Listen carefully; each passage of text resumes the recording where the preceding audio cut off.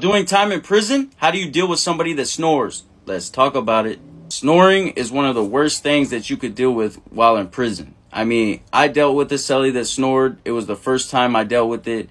He kept me up for 3 days. We ended up fighting. I was delirious. I couldn't think straight. I was young. So it turned into an issue. Later on down the line, I learned, look, man, you just get a bed move. Moving with somebody that sleeps hard as a rock, moving with somebody that snores like they do, or their homeboy, somebody they're comfortable with.